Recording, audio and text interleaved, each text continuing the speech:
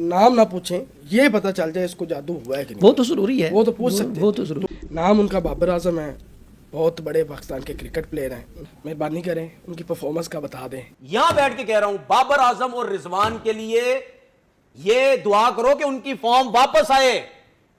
उनके पास मुझे जाना भी पड़े, मैं उनके पास जाऊंगा, भाई वो फॉर्म ले आओ वापस अपनी। ये दोनों टीम में खेलते रहेंगे, जैसा तैसा भी खेलेंगे। आपकी टीम 250, 270, 80, 300 रन करेगी। इन दोनों को अगर आप सोचोगे टीम से बाहर करना, आपकी टीम का यही हाल होगा।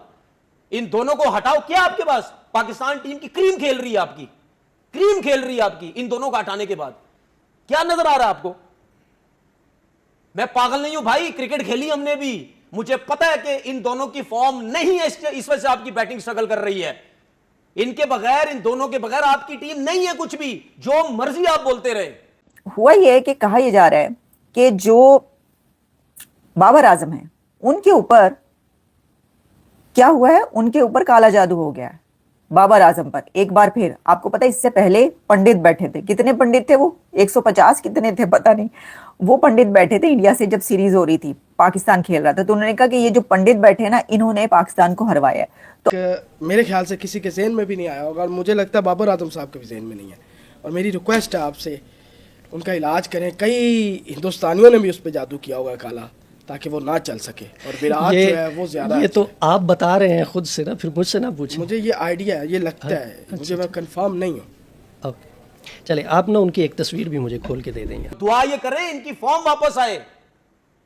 मेरी दुआ ये है कि इनकी फॉर्म वापस आए। जिस मैच में जब ये बातें करते रहे ना, सारे अपने लिए खेलता है रिजवान, बाबर अपने लिए खेलता है, उस टाइम टीम के लिए, टीम के रन्स देखो, ठीक है, और बैटिंग की परफॉर्मेंस देखो। 300 रन किए हुए भाई, जब इन दोनों की फॉर्म थी। चाहे T20 देख लें, जब ओपन करते थे दोनों, या वनडे टेस्ट क्रिकेट में देख लें। वैसे इतनी बुरी परफॉर्मेंस नहीं है पिछले 4 साल में।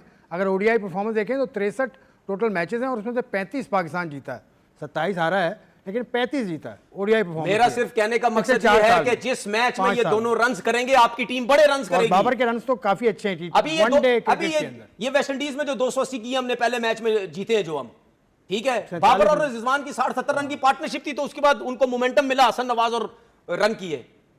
क्या हुआ हसन नवाज? कल टैलेंट अच्छा है ना, खेलता ना अपना गेम, क्या हुआ? मैं उसकी बुराई नहीं कर रहा, मैं एक बात बता रहा हूं। प्रेशर आया, कहां गए छक्के, कहां गए चौके? 40 बॉलों पे 13 रन किए उसने।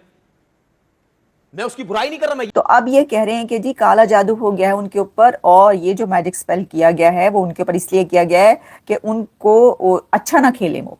और ये कहा गया कि जी इनको जो है ना वो नजर लग गई है, और इनके ऊपर बुरी नजर भी है।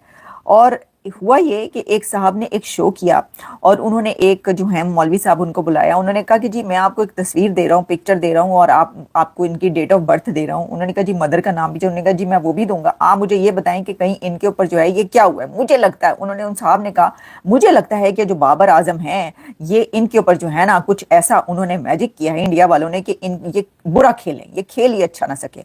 तो उन्होंने कहा अच्छा जी ठीक है, आप कहते हैं तो मैं बता देता हूँ। और उन्होंने फौरन बताया, उन्होंने कहा आप बिल्कुल ठीक कह रहे हैं, बाबर आजम पर जो है ये हुआ है, ऐ हो गया जी उन्होंने उत्ते। मतलब भारत वालों, आप लोग क्या नहीं चाहते कि बाबर आजम कभी अच्छा खेल सकें, पाकिस्तान के खिलाड़ी कभी अच्छा खेल सकें? कभी जो है आप पंडित बिठा देते हैं, कि बल्कि पंडित जो हैं वो ग्राउंड के अंदर जाके उनके साथ साथ खेल रहे होते हैं, अगर आपको याद हो। तशखीस के मुताबिक बाबर आजम साहब के ऊपर नज़र बद भी है और पुरानी है, और जादू के असरात भी हैं, और जादू एक किस्म का नहीं है, कई किस्म का है।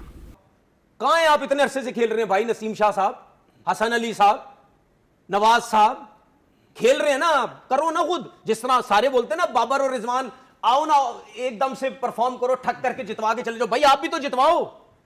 अब तो बॉल रिवर्स भी हो रहा है, आपको एडवांटेज भी मिल रहा है। अब तो 35 ओवर के बाद एक बॉल हो गया है, अब क्यों मार खा रहे हो? कुछ तो करके दो।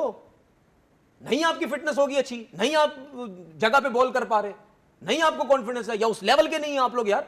लेवल के नहीं है ये तो फिर और क्या, मैं क्या बोलूं? बहुत बड़ी बात नहीं क्या बोलूं फिर? लेवल क्या? दुनिया इंटरनेशनल क्रिकेट के फिर आप लेवल के नहीं है। जब आपकी मार पड़ती है आप पैनिक हो जाते हैं, जब आप विकेट्स लेते हैं ठीक है, जब आपकी मार पड़ती है पैनिक हो जाते हैं।